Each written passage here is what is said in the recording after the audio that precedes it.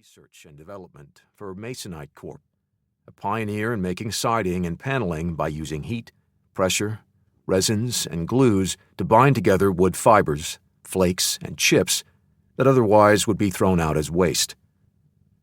The early years in Mississippi were, in many ways, an idyllic time in their lives. Though, as olive-skinned Italian-American Catholics from the North, they were considered outsiders by some in Laurel. My vivacious mom made friends easily.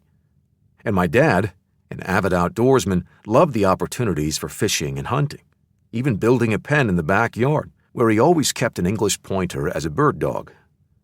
One of his dogs, named Mike, was especially good at flushing quail.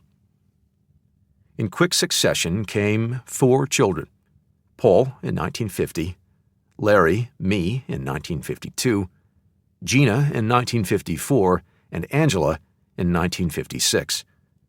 Our parents talked about how Paul and I would fight over Gina, a cherubic infant, with each of us claiming her as my baby.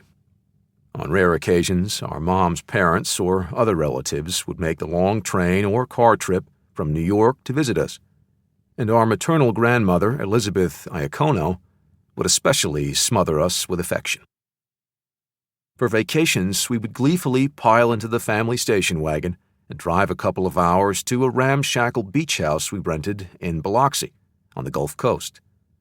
Those days were filled with shrimping, fishing, and collecting seashells. I got into trouble once when, halfway back home to Laurel, Dad smelled a rotten odor and stopped the car. I had sneaked a bunch of seashells into the trunk, not realizing that inside them were snails and slugs, which had died and were now stinking up the car.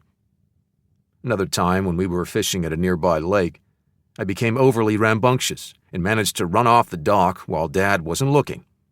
Knowing me, he'd had the foresight to put a life preserver on me, so I was under for only a few seconds, and he pulled me out when I bobbed to the surface.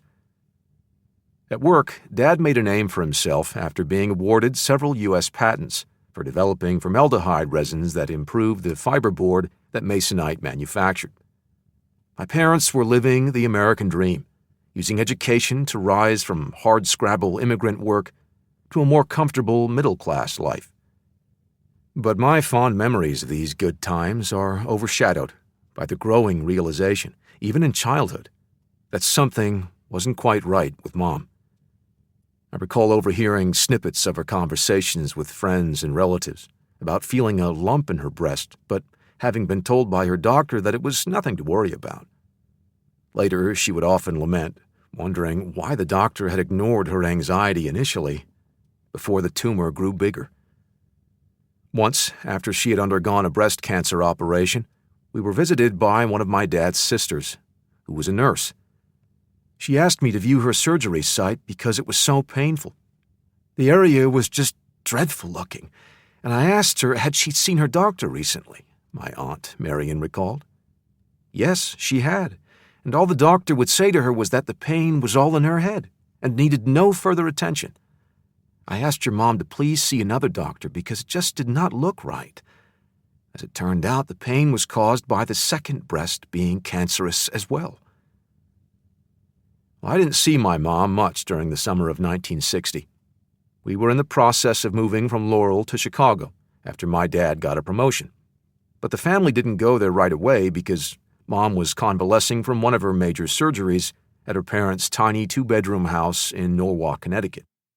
There wasn't enough space for all 4 of us kids, so our 2 sisters stayed there while my brother and I spent a couple of months living with our dad's mother, Mariana Ingrassia, on the family farm. It was in some ways a blissful summer for me and Paul, a carefree extended vacation during which we scampered around the farm with our uncles and played with our many cousins. We looked forward to the occasional 85-mile drive with a relative to Norwalk for weekend visits with our mother and sisters.